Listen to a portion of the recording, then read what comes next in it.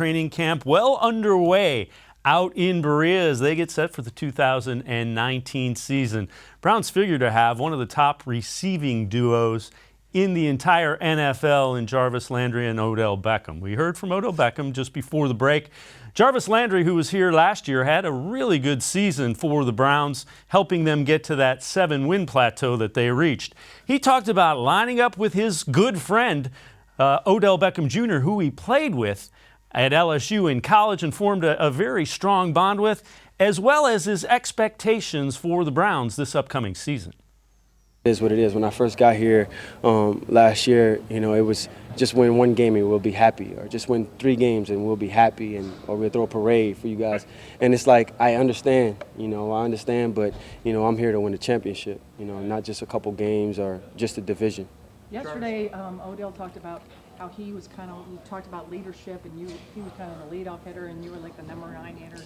Did you guys sort of cook that up, or like, I was just wondering if you could explain. No, we just, just talking about leadership, and every guy leads a little bit differently, right?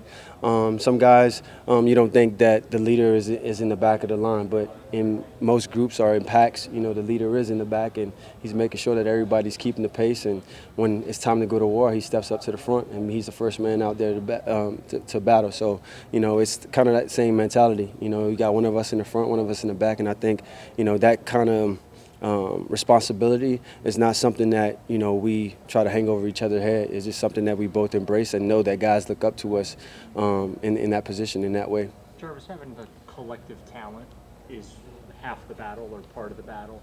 What's it take for that elite talent to really come together and form a cohesive team? It's simple, ego, pride. All of those things. I think we have a lot of guys in here that are very passionate, and then let's just call it what it is. You have obviously 2 receivers that want the ball. So, but it's going to come down to, again, games where I may have 3 catches and he has 10, Odell has 10, and vice versa. I think the biggest thing for us is winning the game. Regardless of how we win, but winning the game, whether it's on the ground, special teams, defense is going to have to win us some games, special teams is going to have to win us some games. So, it's just not going to all be about us and the offense. It's going to be a full team effort every time we win a game. Can you do that, though, and still keep your swagger, Absolutely. I think he said it yesterday. I love seeing my brother shine, and I feel about that way for him and for every guy on this team. I love watching all the hard work that guys put in now and throughout the week, that on Sunday it pays off, and to everybody else's entertainment when they celebrate. But, the hard work that they put in and how much they deserve that moment, and how hard they work. So, I love seeing my brother shine too, every last one of them, You just said it's not all about the offense. And Freddie keeps getting on us for not asking about the defense enough. I know it's only been 2 days, but what do you see as the potential of this defense? Well, they're playing really fast. They're communicating at a high level.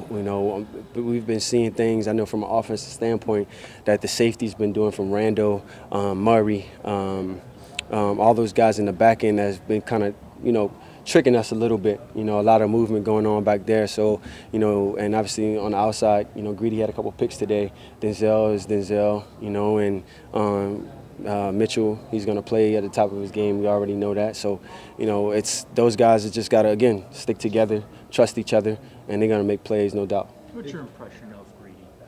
My impression of Greedy? What do you think? Well, I mean, he's getting his hands on the football. Obviously, he's still young in this whole process, so it's still things that he's learning that he hasn't seen coming from college to the NFL. So it's things that he has to see and adapt to. And then, again, when the season starts, it's other things that, he may have to face that will allow him to mature a little bit. But I know that he has the skill set to be able to play on this level for sure. How does Baker seem different to you this year?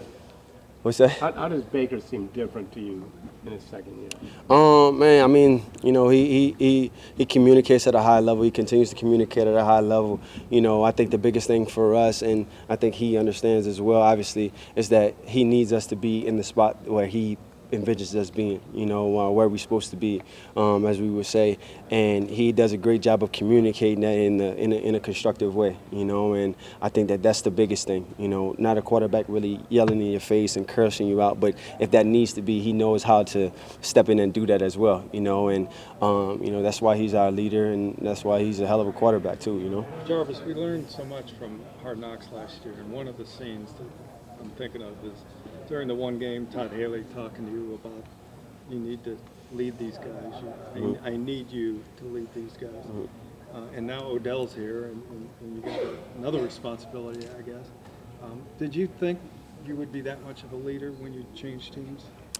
Yeah, every phase of my life and my career, I've always just been a guy that's been that has earned that position. I don't think that leadership or none of that is given. I think it's earned, and I think everywhere I've been, I've earned that right to be considered a leader. One of the leaders, and I knew that coming here, obviously we had a young team last year, a very young team that hadn't won a lot of games, and I knew the mindset, the culture, as we would call it, needed to change a little bit.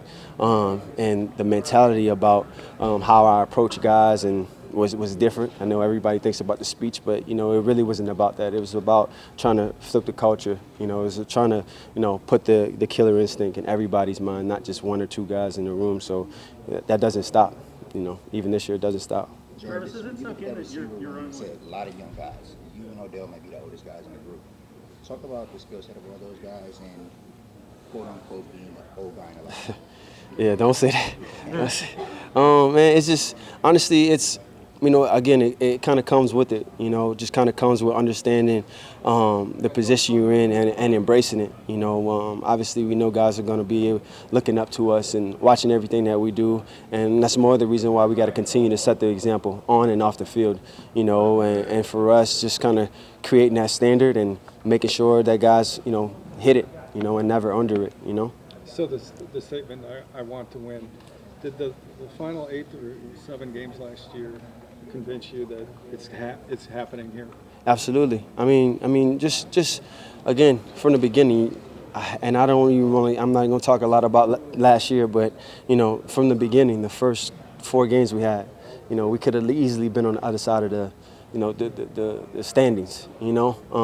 So I knew then, that this was a place that was creating the momentum, and then obviously, again, people upstairs, John, G, Jimmy, doing the right things to make sure we got the right people here in the building that can help us get over the hump. But did that trade rock your world at all, like Odell's trade rocked his?